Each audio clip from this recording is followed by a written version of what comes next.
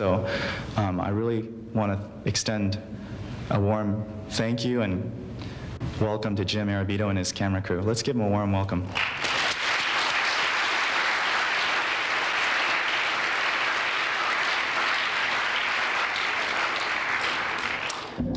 Good evening, my young brothers and sisters in Angwin. You know, I've been around this hill for 21 years. I'm kind of one of the old men of the mountain. I've seen presidents of this college come and go, business managers come and go, and of course students come and go, grow up and get married and have kids, and I have a 20-year-old myself. So I'll tell you, from the time that I was a student here, I've watched the gray hairs begin to form on my temples, and I've began to see the wrinkles form around my eyes. When I was younger, I thought I'd live forever, but I found out that we're dying while we're on our feet, and time goes by very fast. I was an extremely shy student when I was here at PUC. Lived in the village because most of the students couldn't live in the dorm. We had 2,600 students back then, and of course the student body is much smaller today. And we didn't have the extra dormitories. In the dormitories the old dormitories, they had sometimes 4 and even up to 6 students in a room back then. So I really come from the old days. Not only that, I took commercial art here, and my teacher back then gave the wildest art survey class you could ever imagine. In that class, he traced the history of art through a study of the history of religious symbolism through the centuries. And if you were back at that time, during the late 1960s, you would have seen a program in art history class similar to the program that I'm going to show you tonight. And so I'd like for you to just think back to a time when students would observe something of this in art history class rather than just thumbing through books, secular books on the history of art. I feel very strongly about the subject that I'm presenting. One reason is I feel that over the last 20 years that I've been able to observe, I've seen more and more worldliness coming in among us. And yet I feel like the coming of Christ is closer than it's ever been before. And it causes me deep and personal concern. And I would like to see a real movement take place among the young people today. You know, I was told that our hope for the future is the young people today. And I'm watching, and I'm waiting for something to happen among them. Now, this time of year, there's a temptation in Adventist families to enjoy something of the holiday of Halloween. But very few Adventists really know the history and the origin of Halloween. And I want to share that with you tonight because it reveals to us something of why the world is in the condition that it's in today. It's a very significant study. First of all, as you go into the stores today, you're going to notice some very interesting things. You're going to see smiling pumpkins. And if you go out on October the 21st, you're going to notice thousands of people, not children, but thousands of adults going into the city streets of Chicago and New York and some of our big cities. This thing called Halloween has gone past just being a children's holiday. It's become an adult holiday. And if you go out to Lake Merritt or some of the large parks, you're going to see a congregation of witches. And it's a very interesting thing that something that used to be something that was hidden has now become very open. Halloween is now called the witches' holiday. And that's what it was called in medieval Scotland. It was called the Witches' Day. And at that time, they used to burn all the black cats they could find, thinking that witches turned into cats. But nowadays, no one burns witches anymore. And so they flaunt themselves openly. I have an ad here from the Oakland Tribune from a number of years ago where it advertised that witches would be out in their boats on November the 1st, celebrating Halloween, and they would be in dragon boats dressed as ghosts, and for the public to come out and see. What's happening now is something that is really rooted in the ancient worship of the dead is becoming one of the greatest American holidays. If you go to the stores today, you're going to see all kinds of candy in preparation for a part of that holiday where children go to the door and they say trick or treat. And if you don't give them a candy, supposedly you'll receive a trick. And I'm glad that the tricks aren't very active anymore. but the treats are plentiful. But notice that the majority of the children are going to dress up in hideous costumes. Things like ghosts and wizards and witches and things like that. And this gives us an evidence of where this thing came from. It was at one time when people believed very strongly in the immortality of the soul, and all of the festivals revolved around that teaching. Take, for instance, if you go to Rome today, at the Archaeological Museum there, you'll find this old sarcophagus, or a grave of a dead Roman, probably a wealthy family. But notice carefully the symbolism involved here. You'll see a deity carrying over her shoulder a child. And then if you look down below her, you'll notice that this deity is riding in a chariot, and it's being pulled by 2 winged serpents. Evidently, that sarcophagus once contained 2 children that had died. And the Roman belief was that these children's souls would be carried to the other world by winged serpents. Now you tell me, where did the winged serpent come from? The only place that you can find a winged serpent is found in the description of the serpent in the Garden of Eden. And it was a winged serpent. And it was giving life to Eve by her partaking of or eating that fruit and believing its teachings. If you go into the old teachings of witchcraft, even beyond the time of Christ, you'll find that the old shamans or the witch doctors would direct the people to dress in certain ways or to paint up their faces in certain ways. These witch doctors or shamans would see in a vision or in a dream or a manifestation while they were under a drug hypnotic trance a demon or a spirit. And then they would direct the people to put makeup on or wear jewelry like or put masks on or costumes like these spirits in order to gain the power or the energy that those spirits had to offer. These people also believed that within the trees and within the plants were spirits in nature, and there was constant round of ceremonies and rituals that revolved around constant placation of the dead all the way around. God had to reject the children of Israel because they joined in the land of Canaan with the inhabitants there in their worship of the dead. And it came to the point where they were even offering their children as human sacrifices, their sons and their daughters offered to the god Moloch by fire.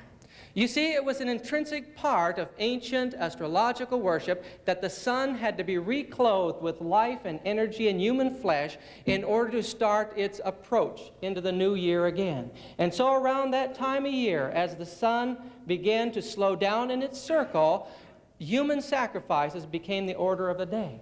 But it was also the other way around. People believed that they had to eat God to get his divine or spiritual power inside of them. We think of cannibalism just as being something that is such a degenerate form of society that they'll go so far as to eat one another. But not so. These tribes, even the primitive tribes, were guided by ancient cult practices. And when they ate the bodies of the dead, they ate only certain portions of that body that would tend to give them spiritual power and spiritual energy. Also, they ate portions of animals or offered animals and human beings as a way of appeasing the gods of nature. You see, the ancients didn't believe that they had to worship a good God, but they believed that they had to constantly placate a God that could destroy him. And in every culture of the world, we see this communion with God through sacrifice and eating of the body. Now, in Athens, one of the most important services was taking place at the Acropolis there. Here, once a year, there was a sacred sacrifice, and they ate the body of the bull. The way it was carried out is young men carrying a special ceremonial axe would lead 3 bulls up onto the altar. There they would place 3 round cakes representing the supernatural power of the sun or the forces of nature. As they set that on the altar, these bulls would make their way to that, eat that cake. And the moment they ate it, that axe would come down on their heads and they would fall senseless to the ground. Immediately their skins were ripped from their bodies, and the populace was urged to come up there and tear the flesh from the bodies of these bulls while the animal was still alive and quivering. In eating the fresh blood and the fresh flesh of the animal, they were receiving, they believed, the fertilizing power of the God of nature inside of them. And those cakes had transferred to the bull and then into them. It seems ridiculous, doesn't it? But the whole goal in the occult has ever been to get the forces of nature or the power of God inside of you so that you would become a spirit medium. That's all revolved around the worship of the dead, because they believed that even God himself was once a being that had died and ascended. The world of the dead in Babylon was ruled over by a woman by the name of Lilith. She was the goddess of the night. And you see in this picture beside her 2 owls symbolizing the spirits of the dead. She has wings, so she represents the spirits of the dead. So the woman not only represented evil in the old world, and she represented the spirit world, but the woman also came to represent not only the god of death, but also the God that gives life. And the woman was symbolized in the occult as the author or the mother of the sun, the queen of heaven or the mother of God. And this is one reason why a virgin, a young virgin, was the most valuable or one of the most valuable sacrifices to be offered to the gods. Here you see in the river Nile this young woman being offered as a human sacrifice to the Nile River. But what about that horned deity that we see, especially at this time of year at Halloween? Well, you'll find that the Bible does not talk about a devil that has horns, does it? No, it doesn't. The fact was that the sun was believed to be like the fertilizing power of the bull. And so the sun god, the creator to the occult world or the pagan world, was seen as a god with horns. The creatures or the male animal that could fertilize an entire herd was worshipped because, as a symbol of the creator, because so much life force came from him. Another precious symbol in the occult was the hand. Many of you have probably seen this symbol before. 3 upraised fingers was also the symbol of the sun god and all the forces of nature. And these things have come into play right on down to today. The ancient pagan gods, wanting to represent that now they were in union with the power of the sun and held that power in their hands, held what was called a crozier, or a wand, or a lightning bolt, symbolizing that they controlled the forces of nature. And that wand has come down to us today. In those pagan temples, those priests studied deep into the practices of the occult. Many terrible rites were carried out in an effort to dim or dull the mind so that the spiritual forces could take over. In one of the rituals, these people were placed in the heart of the pyramid in the king's chamber, placed in a sarcophagus, and in that particular initiation, it was believed that there where the concentration of energy was, the soul could separate from the body, shoot right up through the top of the pyramid, make contact with the stars, which they believed was the departed spirits of the dead, be purified and come back into the body. And you'll see this idea of death, union with the spirit world, and rebirth over and over again in the occult world. These priests then became the mediums between the people and the invisible forces of the dead. And that was the basis of all occult religion and priestcraft that later developed in the world. When a man who was a priest, who had been connected with the world of the dead or the spirits died, a piece of his body or his body was buried, and a little temple was built over him. In Buddhism today, if you go through the mountains of the Himalayas and the mountains of India and Pakistan, you find little temples all along the roads, or stupas. But if you go throughout the world, you'll see these temples. Now also you'll find that down to today, there are temples in this world that still have a modern priests and pieces of their body embedded in the altar. And I'll talk about that in just a little bit. But this very form of religion, the worship of the dead, in the Celtic world was under the control of a group of priests called the Druids, or the Men of the Oak. They worshipped a monotheistic God, but they believed that this God had 2 forms. He was the sun god, yes, his name was Hu, but he also had a female deity associated with him named Sheradwen. These Druid priests were a powerful lot of people. They were extremely intelligent. They had universities and colleges throughout the Isles of Britain.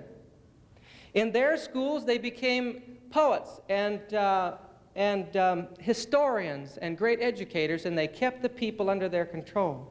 The Druid priest that you see in this picture has on his chest a breastplate called the breastplate of judgment. And behind his head, if one of you would be so kind as to focus that that projector, I'd certainly appreciate it. No, that won't focus it. It's up on the top. There you go. If you'll notice, on top of his head, he wears a tiara. Thank you. That tiara represented the sun. It was made of rays of the sun. These men believed that their arch-druid was in fact a pope, a priest-king, who ruled just as the Pope of Rome rules, but in the Celtic world. Now, the Celts were established in groups all the way from Mongolia across the globe, through the Greek world, all the way over in Northern Europe, and their headquarters was, of course, in the British Isles. So Druidism was well meshed in with the nations of the world. Now, they had four special festivals each year, but the most important festival was to the god Samhain. This was the lord of the underworld, or the lord of the dead, the lord of souls. Now, these priests were interesting characters. Their Celtic warriors fought the Romans, and they would capture the prisoners, and they would take these prisoners, and at certain times of year, they would set up bonfires to burn these escaped slaves and Romans to death. It took place basically on this time of the year. It was on November the 1st, and their November the 1st began at evening. Now, at that time, all of the Druid, or the Celtic people, would put out the fires in their hearths, and there would be a complete blackout in the Celtic world. And then they would go up on the hills, and there they would light great big bonfires. These bonfires were used for human sacrifice and for animal sacrifice, in order that the placation of the god and the union of the soul with the fire ascending into the heavens would create a sanctifying eternal fire. Now, the word bonfire comes from the word bone fire, and it meant to burn human bones. And when you go to the beach next time and you decide to all have a party around a bonfire, think of that for a minute. But when the various Celtic people would finish, all the communities would go up there. They believed that on that night, that the souls of the dead would now be transferred. All that died that year would be transferred to the other world. And the other world in their mind was not hell.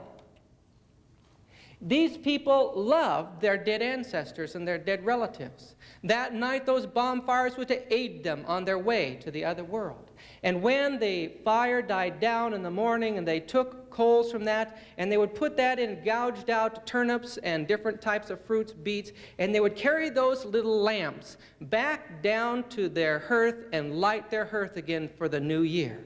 This was the Celtic New Year. But also there were evil spirits out at that night, and there was a fear of these spirits, so they placed food out for these spirits so as not to cause them to receive an evil spell. And that's the origin of trick-or-treat. It's the concept that if the spirits aren't satisfied, evil will befall you. Now, when the Celtic missionaries, who had been evangelized originally by the apostles, came in contact with Druidism and the Celtic religions, they won a tremendous victory. And rapidly the news of the gospel spread across the world among the Celtic societies. Marvelous schools were set up on the British Isles, and in these schools the chief education was in the languages of the Bible. 18 years of study. And these folks had to learn it well, because when they left those schools, they left as missionaries, friends.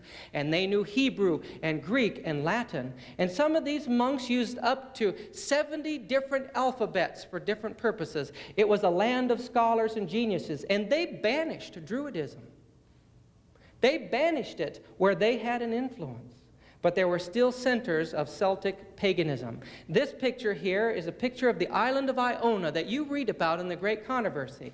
From there, the knowledge of the Sabbath and the truth of Christ went out for 625 years to the nations of Europe.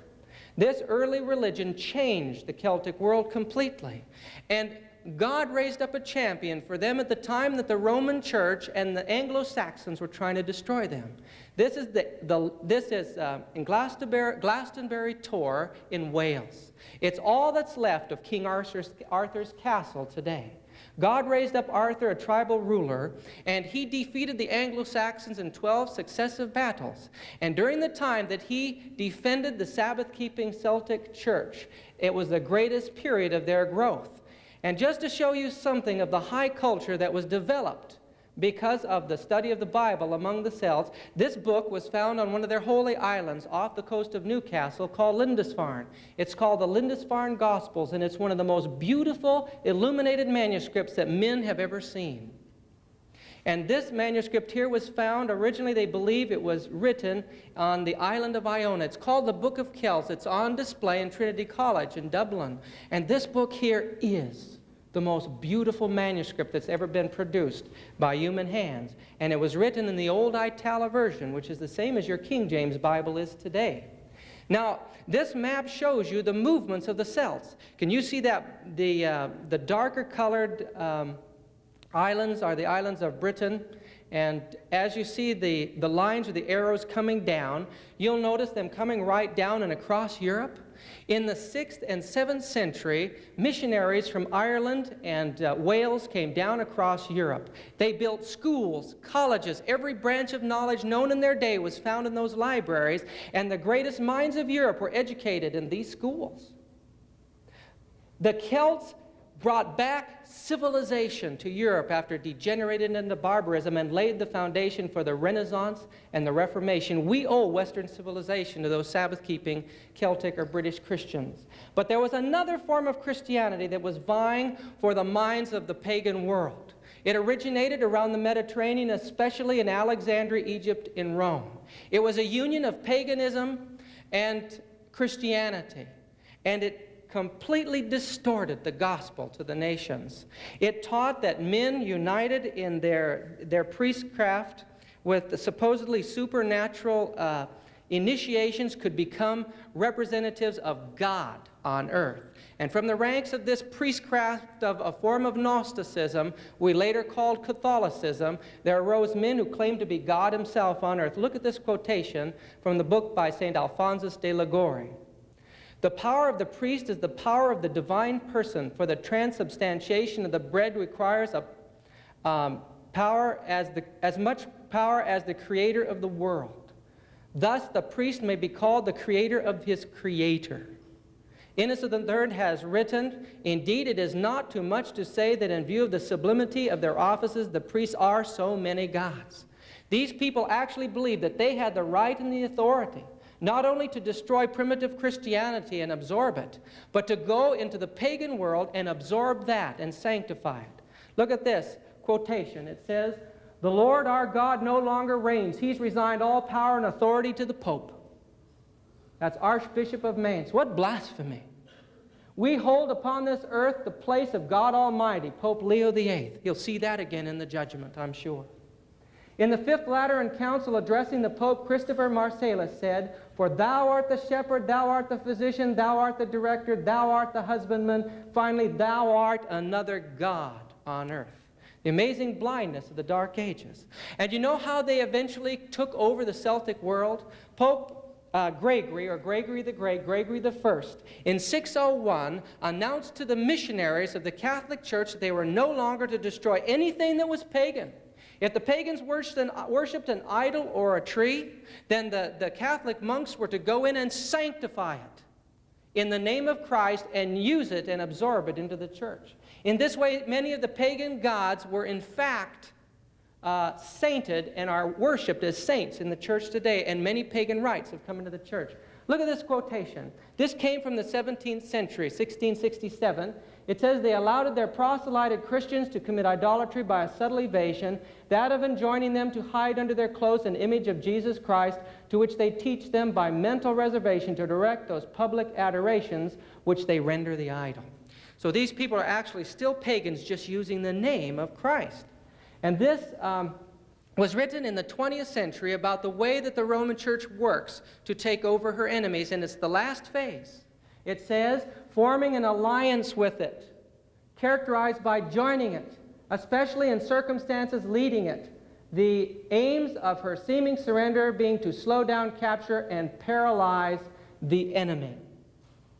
Ellen White said in Great Controversy, It is a part of her policy to assume the character which will best accomplish her purpose. And that's exactly what happened when she came in contact with the occult. Many of the great historians have noticed this, even Roman Catholic historians. This is written by Wiley. Popery is the gospel transubstantiated into the flesh and blood of paganism. When you go into the great cathedrals of the world, you're going into edifices that have been built exactly after the ancient pagan temples of antiquity. And if you go beneath those churches, as I have done, you'll see bones of the dead. You'll see graves of the dead. Because Romanism is nothing more than the continuation of the worship of demons, which was the old word for the dead. Now, if you go up into the church, you'll find that every sanctuary cannot be sanctified or used until it has a piece of a body or clothing or some relic of a saint, a dead person. And so even the worship that's directed towards heaven is done to the dead. Everywhere you look in those churches, you'll see graves and coffins. And if you go beneath St. Peter's Basilica today, you'll see the graves of the Pope stretched out there for people to kiss and to weep over and adore, as if those men are still alive today. But the most hideous aspect of this situation is the fact that young women are encouraged to give up all of their wealth to the church and then take a vow of silence to go down into cloistered convents and there suffer and pray for and eventually die for the souls that are in purgatory. And this never hit me so hard as when I was in Lausanne, Switzerland, in the cathedral there, and saw this great door in the floor. And when I realized what it was, I tried desperately to open it. There were women down there, some who had never spoken a word or heard another human voice.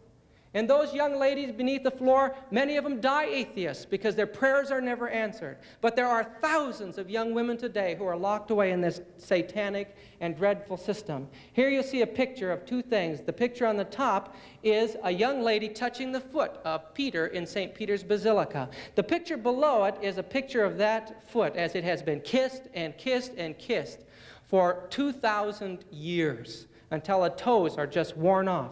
That statue used to be the statue of Jupiter in the Pantheon, and now they call it Peter, and they've put it there. But one of the most hideous things about Romanism today is the Mass. The Mass is not the Christian communion, not even in the slightest way. The Mass is a continuation of the eating of the flesh of God, or cannibalism, that was in existence in the old world. Now, the croziers that you see in the Catholic Church are, in fact, the continuation of the old lightning bolt, or the old crozier, or magic wand. And what about the worship of Mother? Go back to the worship of Isis, the Queen of Heaven. She says, I, Isis, am all that is or ever has been. The fruit that I have brought forth is the Son in the occult world. She is depicted as a Madonna with a child, just as Hu of the Druids was pictured with, Sarah Dwayne and Hu was pictured as a Madonna and a child. In every culture of the world, the Madonna and the child was worshipped. And this is in St. Peter's Basilica. It is a Madonna figure. And if you look at the baby in her arms, you'll notice that it's the Son. There's no question here about Romanism, but when you go into the history of how she took over both paganism and the primitive church, it's a history of the most horrible scenes that have ever come before the eyes of mortal man. Within the church itself, the rites of the occult continue to be practiced. These people knew nothing about body physiology. They really knew nothing about the sciences of nature. But they continued the rites of paganism that were rife within their area, having adopted it into the Roman system. And we'll find that much of what we call witchcraft today was not only conceived, but perpetuated within the monasteries and the cloisters of Europe. Now, in this book, in your library here in the vault, it's called Ignatian Fireworks of the Fiery Jesuits. It makes a statement about some of the beliefs of these, the most elite of the Roman Catholic priests. Now look at this. I believe in two gods. And to shorten this, the two gods are a mother and a father. And at the end of it, he points out that each of these is a hermaphrodite, or that each one of them is sexually both male and female. Again, from the same book, They affirm that the diligence of an expert conjurer and diabolical arts may be well thought worthy of reward, and that a fortune teller is not obliged to restitution if he hath consulted the devil, nor to confession, though he hath expressly invocated the devil, and that it is lawful to consult a conjurer.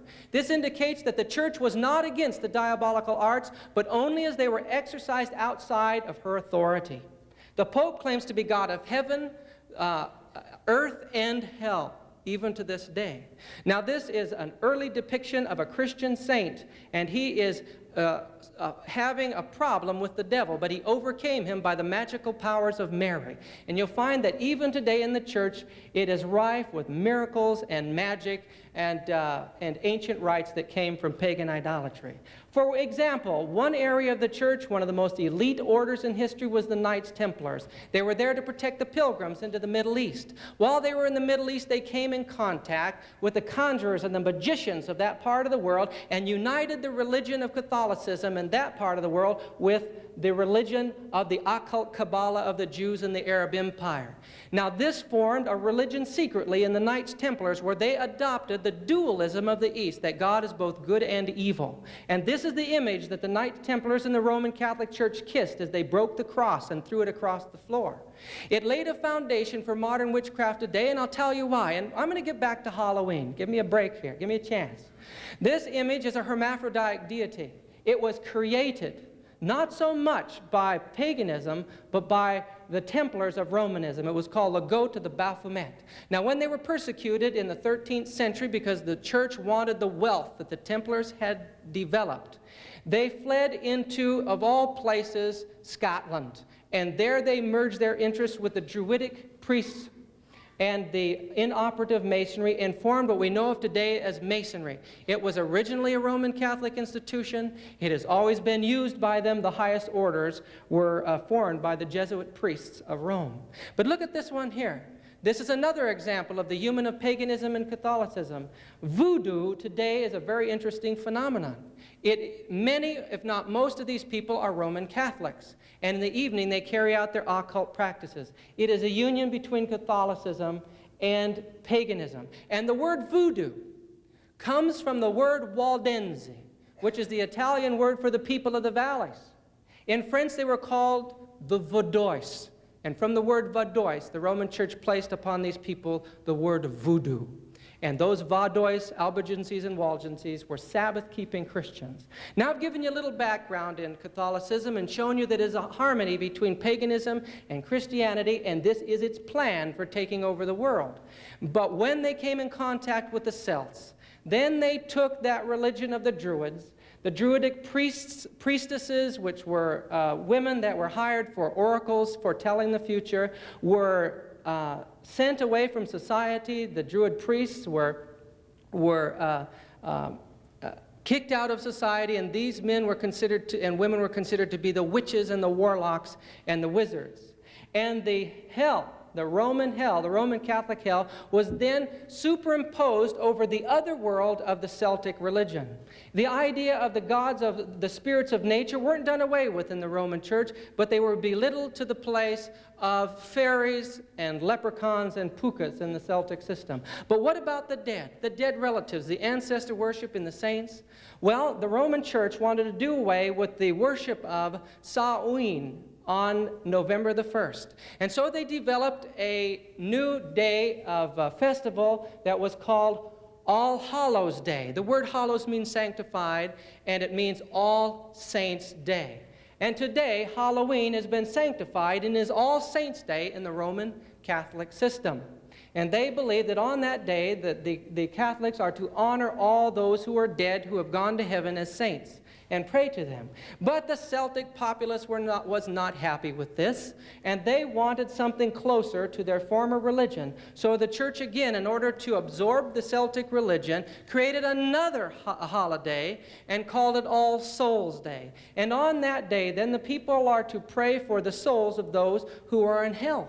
And this added a tremendous amount of money to the church, because the church was already developing the process of paying for indulgences and paying for sacraments, and now the people had to set out gifts for those priests that wandered the streets on All Hallows Eve, or the evening of Halloween, or All Saints' Day, and give them money and gifts so that they could purchase their prayers for their dead relatives and friends in purgatories.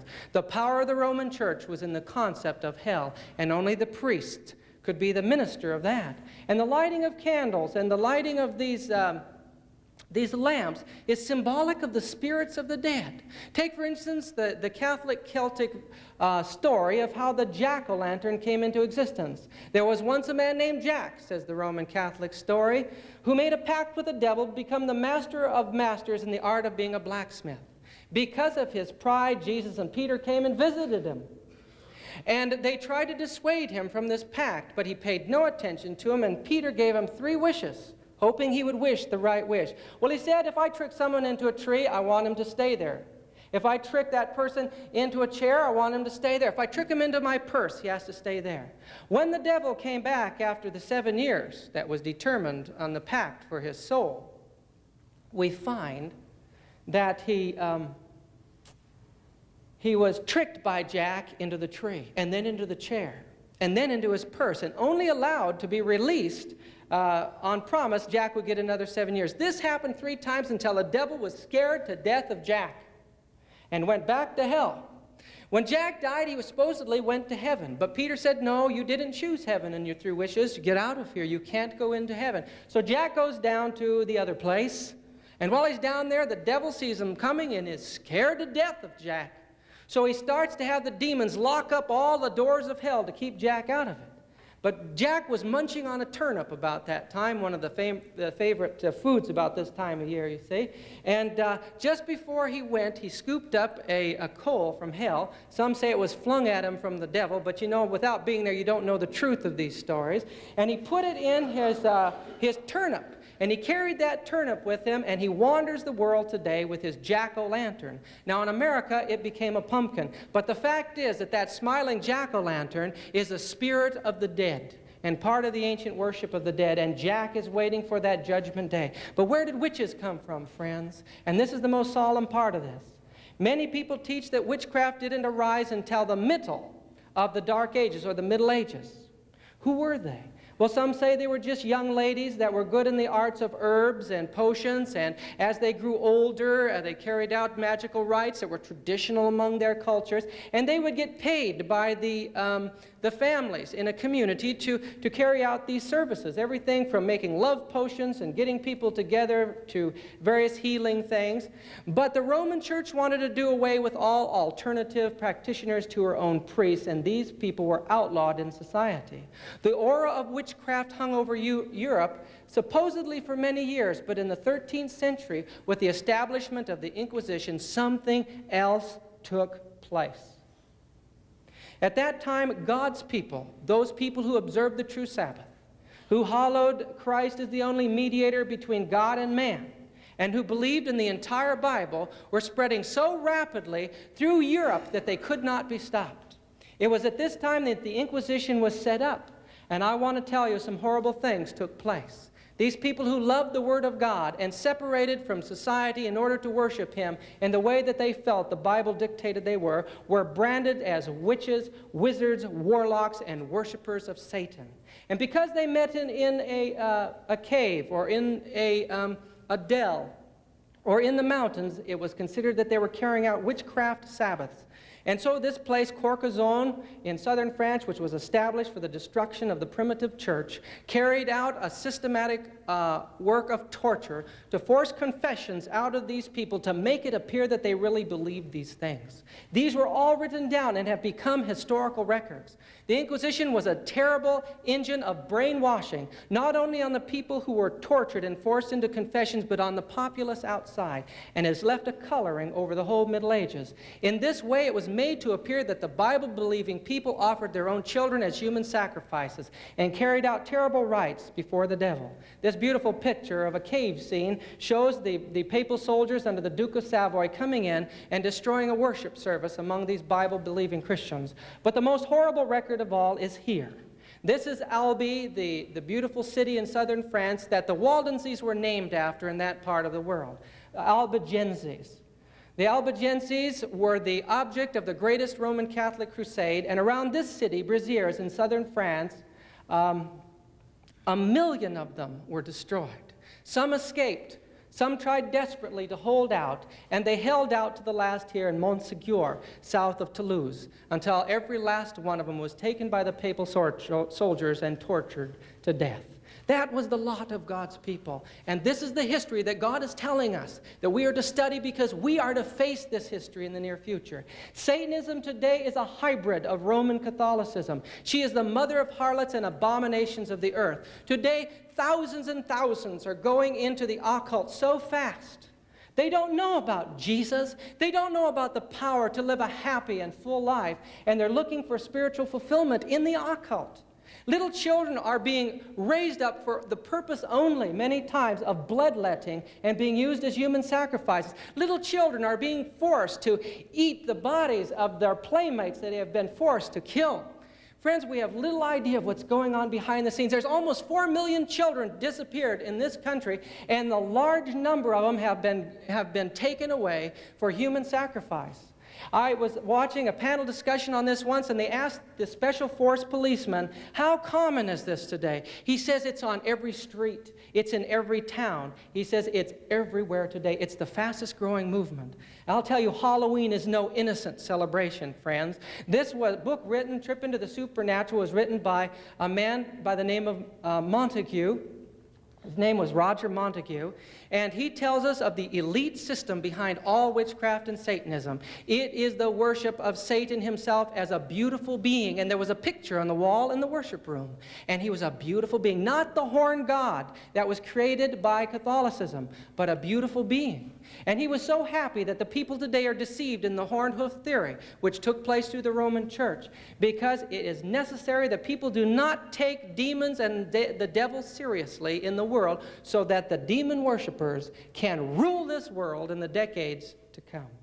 He became extremely serious. He said that that the spirits loved to create ways to bring people into spirit worship. And he also went on to say, it's not in this quote, but on the next page of this book, and you can get this at the Book and Bible House, that anyone that did not align himself with Christ would automatically become part of Satan's kingdom. You can see it today. You can hear it over the radio. You can see it on television, and everything around us. The world is coming in. And in it all, Satan is mocking and laughing at those people who God raised up to unveil the inroads of spiritualism and the rapid growth of papal power. Satan can do these things because he knows we won't do anything, because we're important, because we don't even believe the Word of God and go forth in the power of the Spirit. This record here, made by Black Sabbath, a group of young people that came from Loma Linda. They were Seventh-day Adventist boys. And when you look at their records or hear the lyrics, you sense the Adventist background in these young men. This is one of their records, and it is laughing at you and I today. It is 3 overweight, middle-aged women, the 3 angels. And they're sitting down not doing anything, the Laodicean condition. And they're playing cards and smoking cigarettes. They're part of the world today. I hate this. I hate the world and the devil laughing at us because of our impotence. The papacy is rising today, and God has said He has called His people and given them a message to bear. He has called them to expose the wickedness of the man of sin. And who's exposing his wickedness today? Nobody. Very few are concerned. We're in the midst of a war. We are the remnant of the church of God through the ages. And at the end of time, Revelation tells us we'll be in a war against the devil. The signs are all around us today, dear friends. There is very little time left. You may not live to be as old as I am, because I don't believe there's another decade on this world. If you use this college in your studies for anything, use it, friends, to prepare yourself for missionary work and to join the greatest work that God has ever given to man, and that is to give the final warning message now at the end of time, and give up the frivolity and give up the foolishness of this world. Thank you so much.